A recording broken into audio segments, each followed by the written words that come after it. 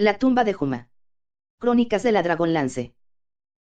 Margaret Wise y Tracy Hickman. Poemas, Michael Williams. Audiolibro editado por El Amo del Calabozo. 2019. Libro 5.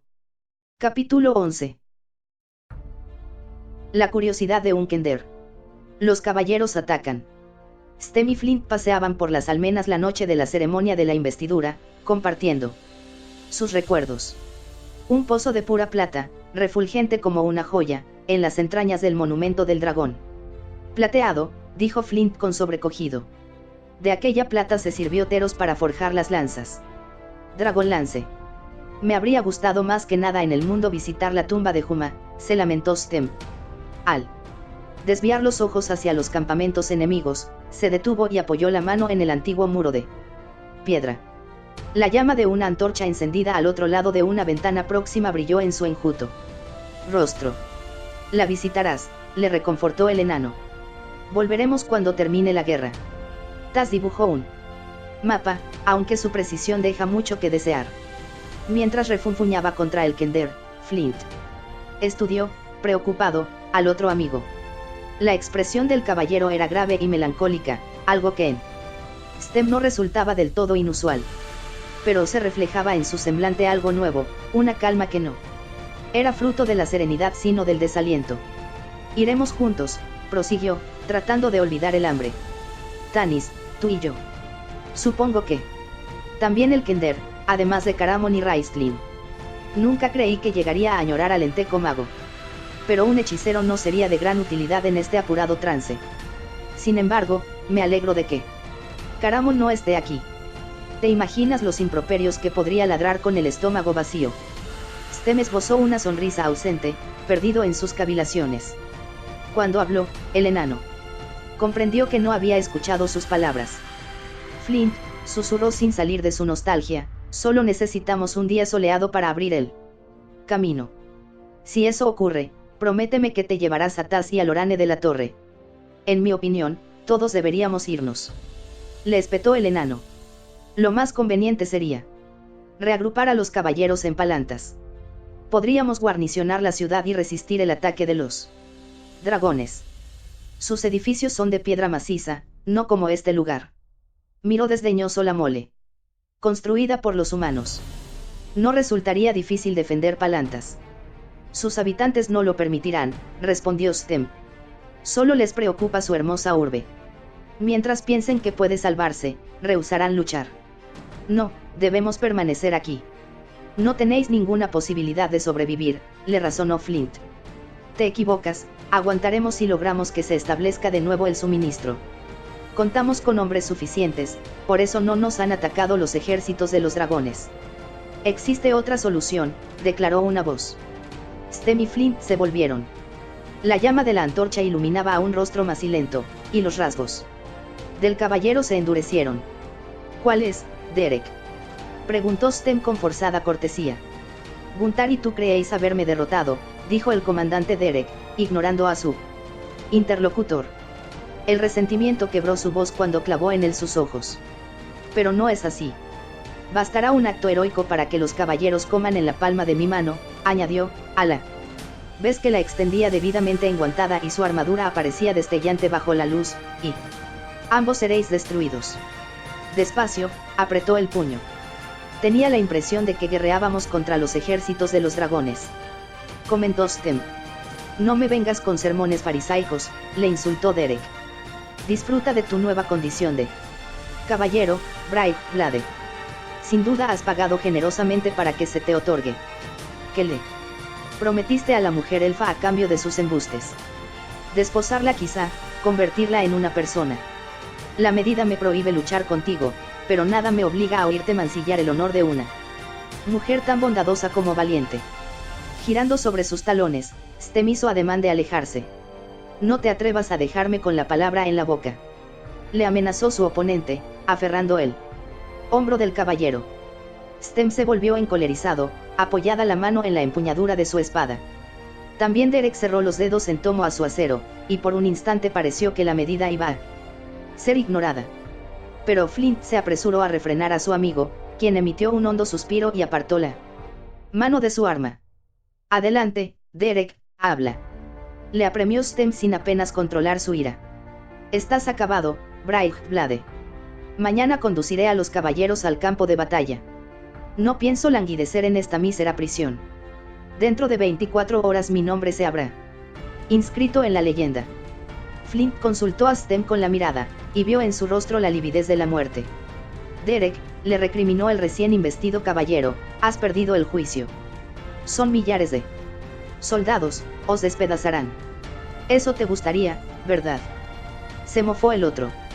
Cuando despunte el alba tenlo todo dispuesto. Blade. Aquella noche Tasleov, agobiado por el frío, el hambre y el aburrimiento, decidió que el mejor modo de olvidar las protestas de su estómago era explorar el recinto. Debe haber centenares de escondrijos donde ocultar objetos. Este es uno de los edificios más extraños que he visto nunca, pensó el Kender. La torre del sumo sacerdote se asentaba sólidamente sobre el flanco occidental de paso de Westgate, el único cañón que atravesaba la cordillera Abakuk, a su vez frontera natural entre la zona este de Solamnia y Palantas. Como bien sabía la señora del dragón, cualquiera que intentase acceder a la ciudad sin utilizar esta ruta tenía que recorrer centenares de millas bordeando las montañas, o bien adentrarse en el desierto o en el mar. Y las naves que fondeaban en las puertas de Paladine eran una diana perfecta para las catapultas de fuego de los gnomos. La torre fue construida en la Era del Poder. Flint era un entendido en la arquitectura de este periodo, ya que fueron miembros de su raza quienes diseñaron la mayor parte de las edificaciones. Sin embargo, no habían intervenido en su realización. Flint se preguntaba cuál era la identidad de su artífice, al que tachaba de insensato y de borrachín. Un muro exterior de piedra formaba la base octogonal del recinto, coronada en cada ángulo por una torreta. Varios pasillos almenados unían estos salientes mientras que otra pared, también octogonal, configuraba el diseño de una serie de torres y contrafuertes que se erguían gráciles hacia la torre central. Se trataba de una estructura corriente, pero lo que desconcertaba al enano era la existencia de puntos internos de defensa.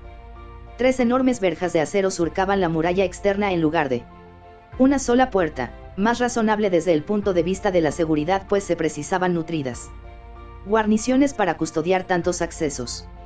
Cada una de estas cancelas se abría a un angosto patio, en cuyo extremo un rastrillo conducía a un inmenso vestíbulo. Y los 3 vestíbulos confluían en las entrañas de la torre. Es como invitar al enemigo a tomar el té en el salón, rezongó el enano. Nunca me había tropezado con un esquema tan ridículo en una fortaleza. Nadie entraba en la torre. Para los caballeros era inviolable. El único que podía internarse en ella era el sumo sacerdote más, como no había ninguno, los caballeros estaban dispuestos a defender los muros a costa de su vida sin pisar jamás sus sagradas estancias. En un principio la torre solo guardaba el paso, no lo bloqueaba. Pero los palantianos construyeron un anexo a la estructura principal, que sellaba su acceso. Era en este edificio más moderno donde se alojaban los caballeros y sus soldados. Nadie osaba penetrar en la torre, salvo Tasleov. Guiado por su insaciable curiosidad y por la corrosiva hambre, el Kender recorrió la parte superior de la muralla externa. Los caballeros que allí montaban guardia lo observaron recelosos, haciendo las espadas con una mano y las bolsas con la otra. Pero se relajaron en cuanto hubo pasado, de modo que Tas pudo deslizarse sin ser visto por la escalera en pos del patio central. Solo las sombras frecuentaban aquel lugar. No ardía ninguna antorcha, no había centinelas apostados. Unos anchos peldaños conducían al rastrillo.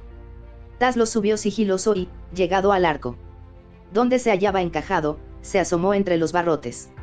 No vio nada al otro lado, y lanzó un suspiro. La oscuridad era tan impenetrable que se creyó en las puertas del abismo. Frustrado, intentó izar la verja más por la fuerza de la costumbre que abrigando la esperanza de levantarla. Solo Caramón o 10 caballeros juntos poseían la energía necesaria para lograrlo. ¿Cuál no sería la sorpresa del Kender al comprobar que el rastrillo obedecía a su impulso? Comenzó a elevarse, con un chirrido ensordecedor que le obligó a detenerlo. Miró asustado hacia las almenas, convencido de que toda la guarnición estaba bajando para capturarle.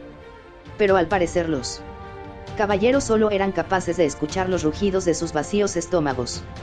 Centró su atención en el rastrillo. Había un espacio abierto entre las afiladas puntas metálicas y el pétreo suelo, un espacio hecho a su medida.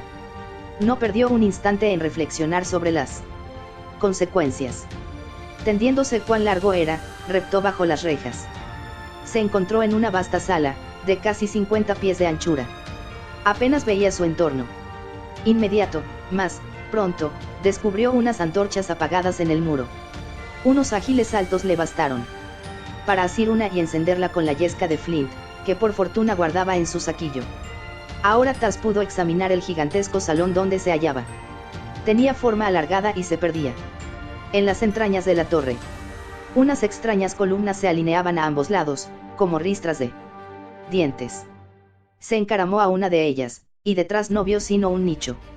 La estancia estaba vacía.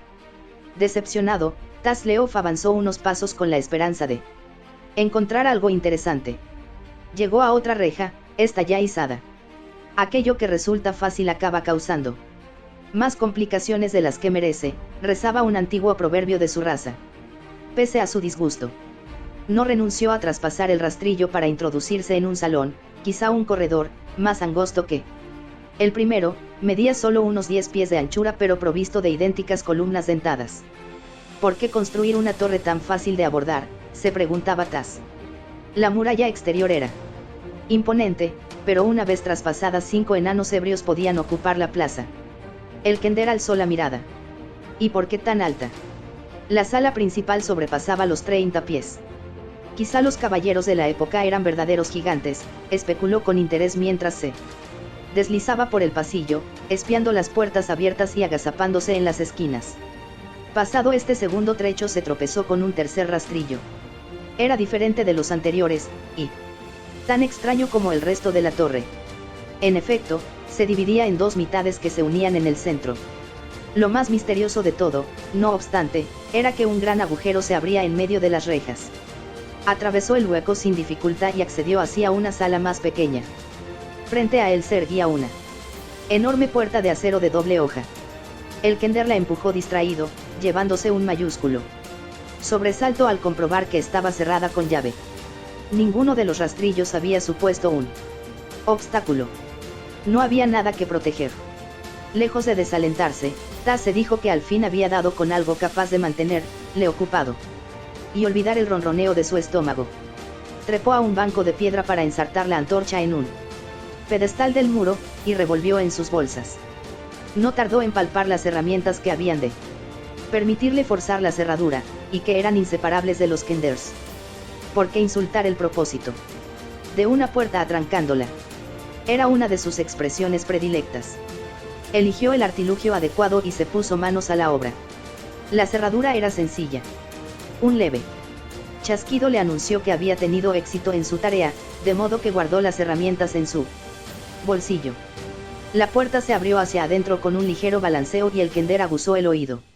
No detectó nada. Oteó el horizonte, sin percibir tampoco contornos susceptibles de orientarle. Se encaramó de nuevo al banco, recogió la antorcha y cruzó sigiloso la puerta. Al alzar la tea vislumbró una vasta sala circular. Estaba vacía salvo por un polvoriento objeto similar a una fuente, que se erguía en su centro. Había llegado al final del recorrido pues, aunque se dibujaban otras dos puertas en la sala, resultaba obvio que solo conducían a los otros pasillos de acceso. Estaba en las entrañas mismas de la torre, en un lugar sagrado. Tanto enigma para nada. Procedió a examinar el recinto, iluminando los rincones con su antorcha. Aunque se sintió desencantado, decidió inspeccionar también la fuente antes de partir. Taz vio al acercarse que no se trataba en absoluto de una fuente, si bien la capa de polvo que cubría la estructura era tan gruesa que no acertaba a identificarla. Su altura era pareja a la del Kender, de unos 4 pies.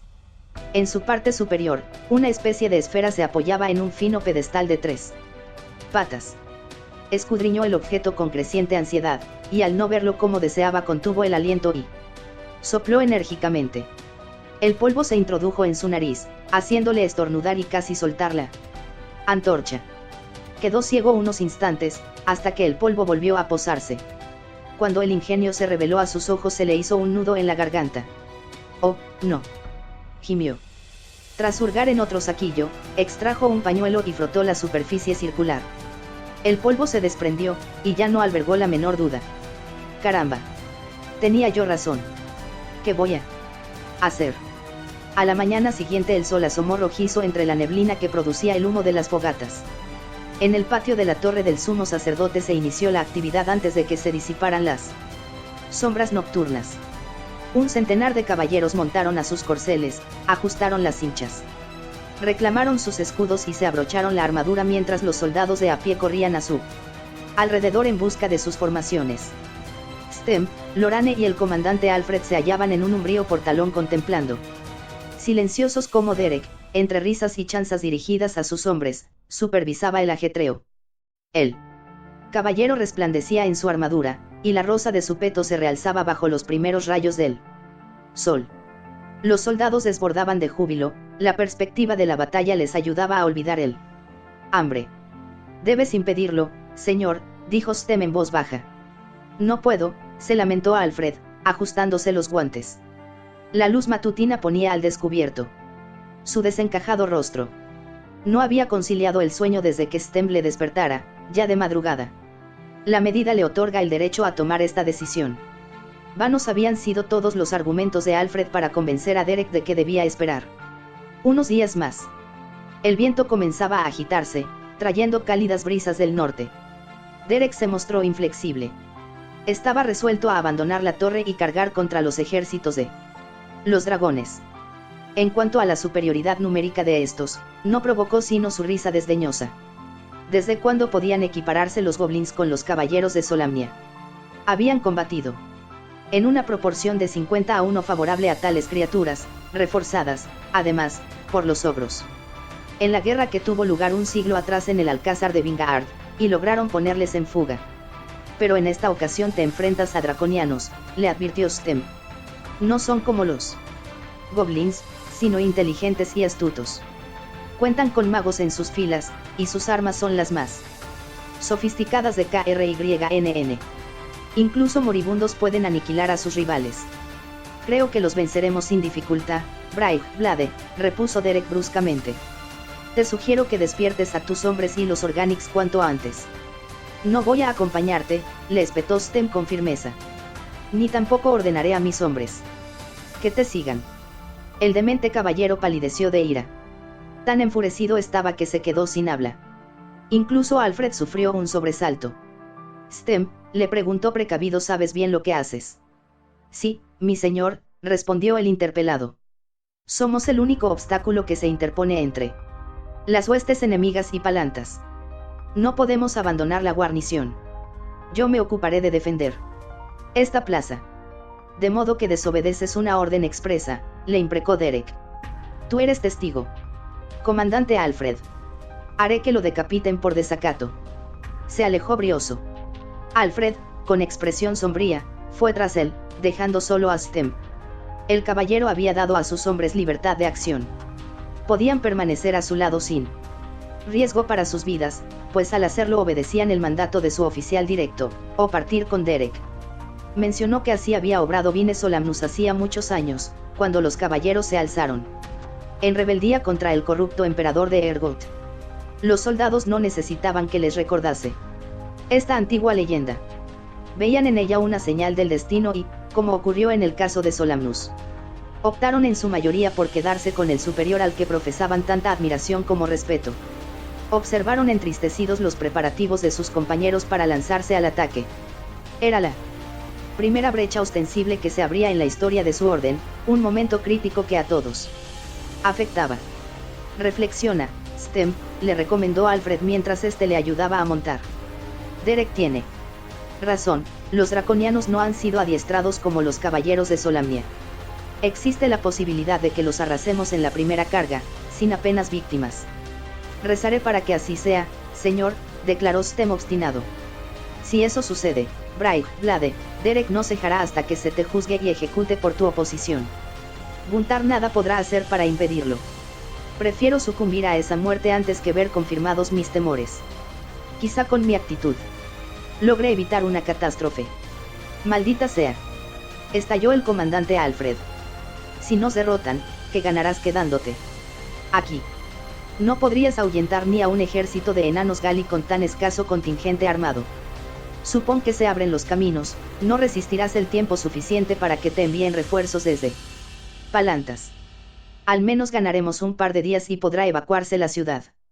Derek Crowenwar situó su caballo entre los de sus hombres. Lanzando una furibunda mirada a Stem refulgente sus ojos tras el yelmo, alzó la mano para conminar a todos al silencio. De acuerdo con la medida, Stem Braichblade, bramó, te acuso de conspirar contra. Al diablo con la medida. Exclamó Stem, agotada su paciencia. ¿Dónde nos ha llevado? No ha suscitado sino escisiones, recelos e intrigas. Nuestros hombres prefieren tratar con los ejércitos enemigos antes que convivir. La medida ha fracasado. Un letal murmullo se elevó entre los caballeros reunidos en el patio rota tan solo por el incesante piafar de los caballos o el tintineo que producían las armaduras al cambiar los jinetes de posición. Ora para que yo muera, Stem Braichblade, lo amenazó Derek, o juro por los dioses que yo mismo te cercenaré el cuello en tu ejecución. Sin pronunciar otra palabra, tiró de las riendas de su cabalgadura y se colocó en cabeza de la columna. Abrid las puertas, ordenó. El sol se abrió paso entre la humareda, ascendiendo hacia el cielo. El viento soplaba del norte, azotando el estandarte que coronaba la torre. Brillaron las armaduras, las espadas se entrechocaron contra los escudos y el clamor de las trompetas puso en movimiento a los encargados de abrir las gruesas puertas de madera. Derek blandió su acero y, pronunciando el saludo que los caballeros solámnicos solían dedicar al enemigo antes de la batalla, partió al galope. Los oficiales a su mando se unieron al desafío y cabalgaron en pos del campo donde, tiempo atrás, Juma obtuviera su mayor victoria. Marcharon a su vez los soldados pedestres, tamborileando sus pies sobre el pétreo suelo. El comandante Alfred abrió la boca como si quisiera hablar a Stem y a quienes, junto a él, contemplaban la escena. Pero se limitó a menear la cabeza y alejarse. Se cerraron las puertas tras él, atrancándose con la pesada barra de hierro que había de dejar a buen recaudo a los hombres de Stem. Todos los presentes se encaramaron a las almenas para presenciar la liza. Todos salvo el caballero, que permaneció inmóvil en el centro del patio con su macilento rostro vacío de expresión. El joven y apuesto oficial que dirigía los ejércitos de los dragones en ausencia de la dama oscura acababa de despertarse. Se disponía a desayunar y vivir otra ociosa jornada cuando un estruendo de cascos agitó el campamento. El capitán Baccaris vio disgustado que se acercaba uno de sus exploradores. Cabalgaba este a gran velocidad entre las tiendas, esparciendo a su alrededor marmitas y desprevenidos goblins. Los centinelas draconianos se pusieron en pie y profirieron 1000 maldiciones contra el intruso, pero él los ignoró. La señora del dragón vociferó mientras desmontaba frente a Baccaris. Debo verla de inmediato. La señora del dragón no está aquí, dijo el edecán. Yo la sustituyo hasta que regrese, le espetó Baccaris. ¿Qué quieres? El recién llegado lanzó un rápido vistazo a su entorno, temeroso de cometer un error. Se tranquilizó al no ver el menor rastro de la dama oscura, ni del dragón azul que siempre la acompañaba. Los caballeros han invadido el campo. ¿Cómo? El oficial apretó las mandíbulas. ¿Estás seguro? Sí. Contestó el explorador, que parecía enloquecido. Los he visto. Varios centenares a caballo, armados con jabalinas y espadas, y unos 1000 a pie. Ella estaba en lo cierto. Exclamó Baccaris con abierta admiración. Esos necios han dado un paso en falso. Llamó a sus criados y entró precipitadamente en su tienda. Que suene la alarma, ordenó, impartiendo instrucciones a diestro y siniestro. Convocada. Los oficiales, quiero que estén aquí dentro de 5 minutos para ultimar los preparativos. Y enviad un emisario a Flotsam, la dama oscura debe ser informada. Concluyó, tan excitado que apenas acertaba a ajustarse la armadura. Los lacayos goblins partieron en todas direcciones, y al poco rato resonaron los clarines en el campamento. El oficial al mando consultó con premura el mapa que yacía desplegado en su mesa. Y salió al encuentro de sus inmediatos subordinados. Lástima, meditaba al andar. La contienda habrá terminado antes de que ella reciba la noticia. ¿Cuánto le habría gustado asistir a la caída de la torre del sumo sacerdote? De todos modos, se reconfortó, quizá mañana pueda dormir en Palantas. En mi compañía. Libro 5. Capítulo 12. Muerte en el llano. El descubrimiento de Tasleov. El sol se elevó en el cielo. Los caballeros permanecieron en las almenas de la torre, oteando el llano hasta que les dolieron los ojos. Solo veían una oleada de negras figuras arremolinadas en el campo, dispuestas a enfrentarse con la culebra de llameante plata que avanzaba rauda a su encuentro. Se entabló la contienda. Los caballeros se esforzaron en presenciarla, pero un brumoso velo ceniciento cubría la tierra. Se impregnó el aire de intensos olores, como los que desprendía el hierro. Al fundirse, la niebla se espesó, ensombreciendo incluso el sol. Nada se divisaba desde aquella torre que parecía flotar en un mar de niebla. Era tan densa que hasta amortiguaba los sonidos. Aunque al principio se oía el entrechocar de las armas y los gritos de los moribundos, al poco rato se disipó el tumulto y todo pareció sumirse en el silencio. Así transcurrió la jornada. Lorane, que recorría inquieta los muros de su sombría alcoba, encendió velas cuyas llamas oscilaron en el viciado aire. La acompañaba el Kender. Al asomarse a su alta ventana, la princesa atisbó a Stem y Flint apostados en las almenas, bajo el fantasmal resplandor de las antorchas. Un criado le sirvió el mendrugo de pan y carne desecada que constituía su ración diaria. Se percató entonces de que, pese a la penumbra reinante, era solo media tarde. De pronto llamó su atención un desusado movimiento en las almenas. Vio a un hombre, ataviado con un peto de cuero cubierto de fango, que se acercaba a Stem. Convencida de que se trataba de un mensajero, se apresuró a abrochar las hebillas de su armadura. ¿Vienes?, preguntó a Tas, pensando que el Kender había guardado un inquietante silencio. Ha llegado un mensajero de Palantas. Supongo que sí, respondió él sin el menor interés. Lorane frunció el ceño, temerosa de que su amigo se estuviera debilitando con tantas privaciones. Pero Tas meneó la cabeza al comprender su preocupación. Estoy bien, susurró. Es solo que el ambiente me deprime. Lorane olvidó al Kender para bajar la escalera a toda velocidad. Hay noticias, indagó al llegar junto a Stem, que se asomaba por la muralla en un vano intento de vislumbrar el campo de batalla. He visto a un mensajero. Ah, sí, dijo el caballero con una leve sonrisa. Y buenas. El camino de Palantas vuelve a ser practicable, la nieve se ha fundido lo suficiente para jalonarlo. He ordenado a un heraldo que esté alerta para llevar una misiva a la ciudad, si somos derrotados. Se interrumpió y, tras respirar hondo, añadió, quiero que estés preparada para regresar con él a Palantas. Lorane esperaba esta reacción y había preparado una respuesta. Pero ahora que se le ofrecía la oportunidad de pronunciar su discurso, no logró articular palabra. El corrompido aire le había resecado los labios, sentía la lengua torpe e hinchada. No, no era ese el motivo, sino que estaba asustada. Admítelo, se amonestó, deseas refugiarte en Palantas. Ansías salir de este lóbrego lugar, donde la muerte parece acecharte en las sombras. Apretando el puño, golpeó nerviosa la piedra a fin de conferirse coraje. Me quedaré aquí, Stem, balbuceó. Hizo una pausa y, ya más segura de su voz, prosiguió. Sé bien lo que vas a decir, pero antes debes escucharme. Necesitarás la ayuda de todos los guerreros diestros que puedas conseguir. Conoces mi valía. Stem asintió.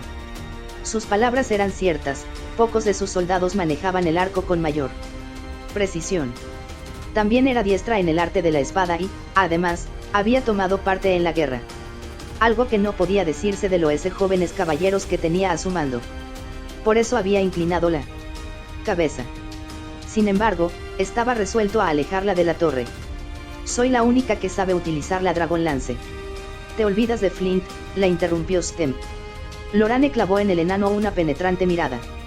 Atrapado entre dos personas que quería y admiraba, el hombrecillo se ruborizó y aclaró su garganta. Antes de hablar.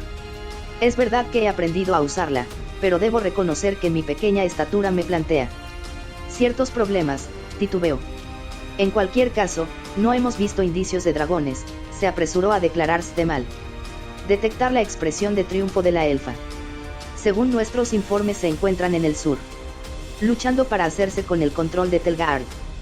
Pero eres consciente de que no tardarán en presentarse, ¿verdad? Replicó Lorane. Quizá, admitió el caballero a regañadientes. No sabes mentir, Stem, así que no lo intentes. Me quedo. Es lo que habría hecho Tanis. Maldita sea.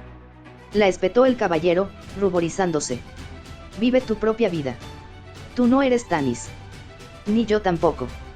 Él no está aquí. Tenemos que afrontar ese hecho, dio media vuelta de forma abrupta. Y repitió, él no está aquí. Flint suspiró, a la vez que contemplaba pesaroso a la muchacha. Nadie reparó en Tasleov, que estaba acurrucado en un rincón. Sé que nunca podré ocupar el puesto de Tanis en tu estima, Stem, reconoció Lorane. Rodeando al caballero con su brazo, ni tampoco lo pretendo. Pero puedes estar seguro de que haré cuanto esté en mi mano para ayudarte. A eso me refería. No necesitas darme un trato distinto del que dispenses a tus hombres.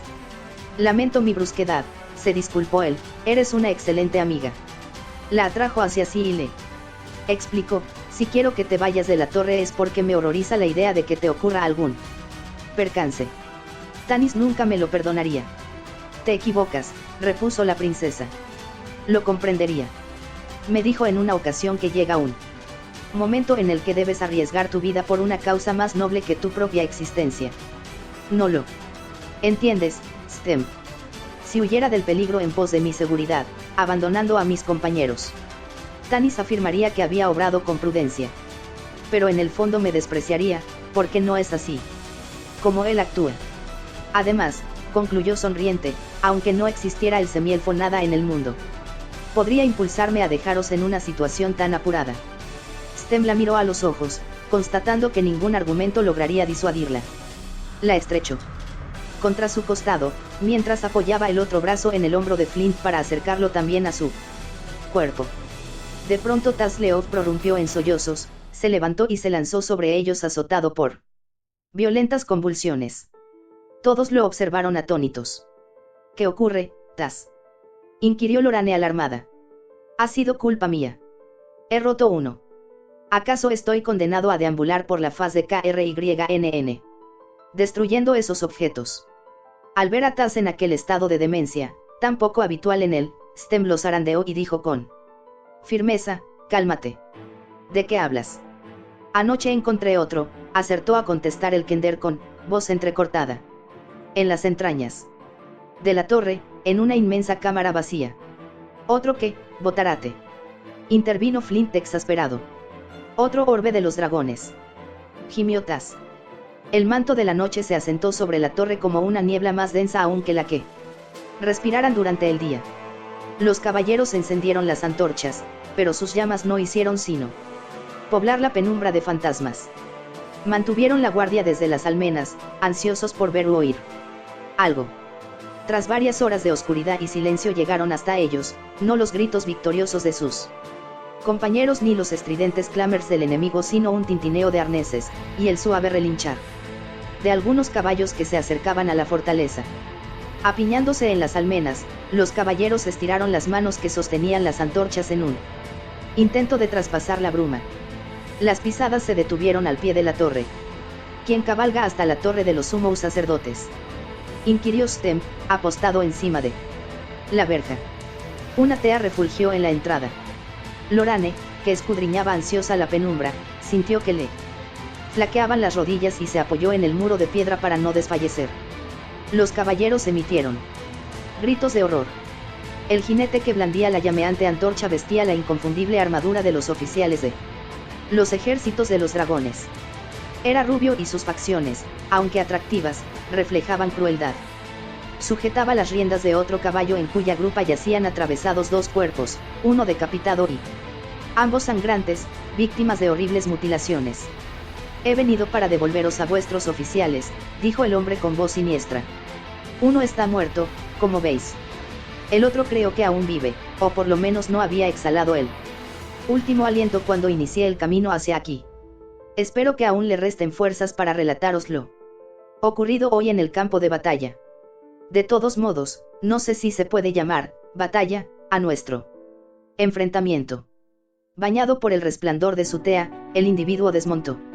Comenzó a desatar los cuerpos, utilizando una mano para desligar las cuerdas que los mantenían afianzados a la silla.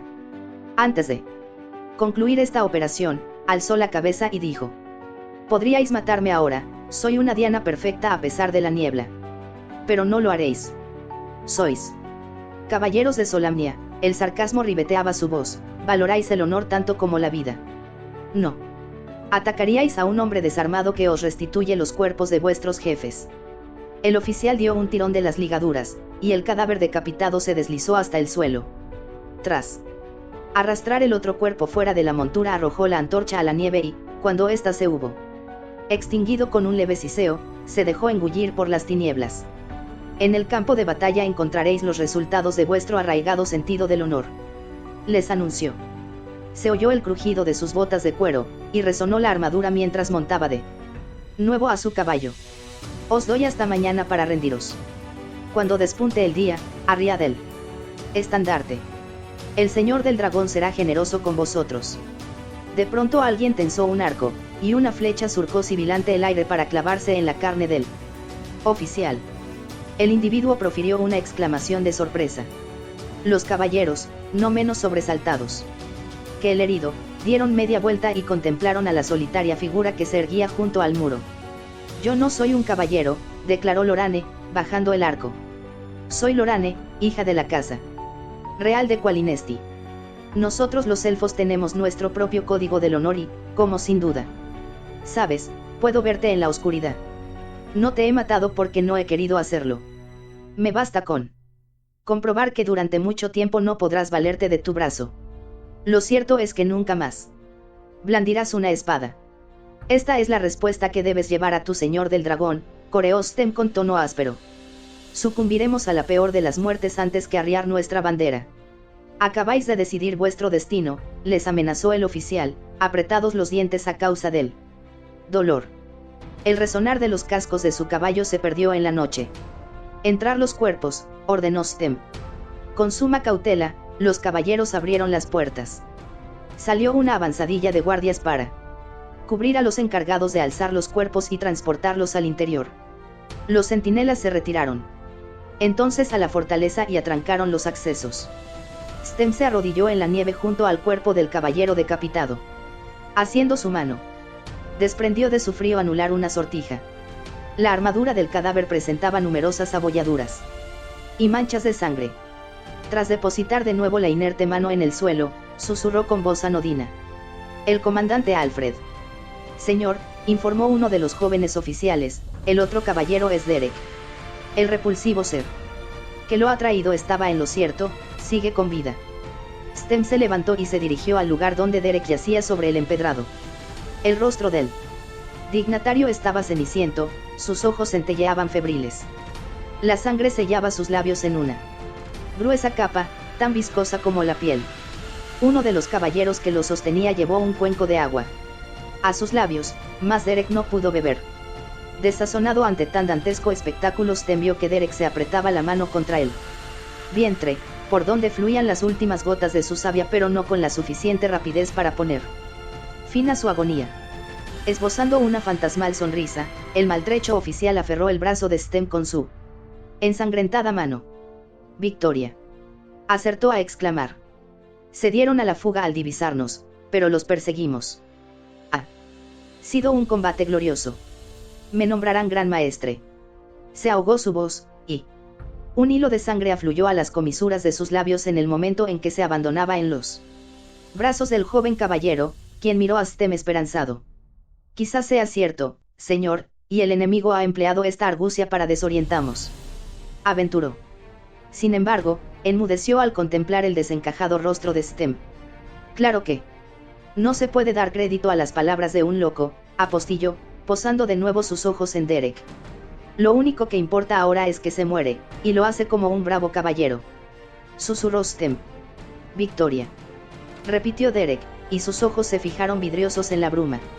No, no debes romperlo, recomendó Lorane. Pero Fizban dijo. Intentó protestar Taz. Lo recuerdo bien, le atajó, impaciente, la muchacha. No alberga el bien, ni tampoco el mal. No es nada pero lo es todo. Muy propio de Fizban. La elfa y el kender se hallaban frente al orbe de los dragones. Descansaba el objeto sobre su pedestal en el centro de la estancia circular, cubierta de polvo su superficie salvo donde la había limpiado Taz. La sala estaba oscura y sumida en un misterioso silencio, tan sobrenatural que los dos amigos no osaban levantar la voz. Lorane contemplaba el orbe, fruncido el ceño en actitud meditabunda. Taz observaba a la joven. Inquieto, temeroso de adivinar sus pensamientos. Estas esferas tienen que funcionar, Taz, exclamó la princesa. Fueron creadas por poderosos magos que, al igual que Raistlin, no toleraban el fracaso. Si supiera cómo utilizarlas. Yo sé hacerlo, confesó Taz en un susurro. ¿Cómo? ¿Es eso verdad? No entiendo por qué. Ignoraba que lo sabía, por así decirlo. Balbuceó el kender. De pronto me di cuenta. El gnomo, me reveló que había descubierto en el interior del orbe unas letras que se arremolinaban en la niebla. No pudo leerlas porque las palabras que formaban estaban escritas en una lengua extraña. El idioma de la magia. Sí, así lo afirmó él. Pero este hecho no nos proporciona ninguna ayuda. Protestó Lorane. Ni tú ni yo podemos interpretar sus signos. Si Raistlin. No necesitamos a Raistlin, le atajó Tazleov. No soy capaz de hablar esa lengua, pero sí de leerla. Tengo unos anteojos mágicos de visión verdadera, según los definió el hechicero. Me permiten traducir cualquier símbolo, incluidos los que utilizan los maestros arcanos. Lo sé porque Raistlin me amenazó con convertirme en grillo y devorarme si me sorprendía leyendo sus pergaminos. ¿Crees que podrás leer las palabras que se perfilan en el orbe? Nada pierdo con probarlo, se ofreció el kender, pero Lorane, Stem nos aseguró que no nos acechaba ningún dragón. ¿Por qué arriesgamos a utilizar el orbe? Fizban declaró que solo osan hacerlo los magos más poderosos. Escúchame, Tazleov Buenervold, le susurró la elfa arrodillándose junto a él y clavando en su rostro una penetrante mirada. Si nos ataca un solo reptil en estos parajes, todo habrá terminado. Y.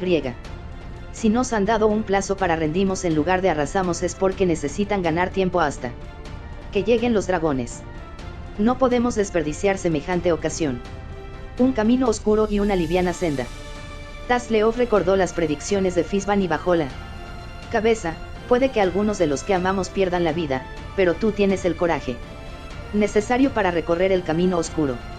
Despacio, el kender embutió la mano en el bolsillo de su lanuda zamarra, extrajo los anteojos y acopló a sus puntiagudas orejas la montura de alambre.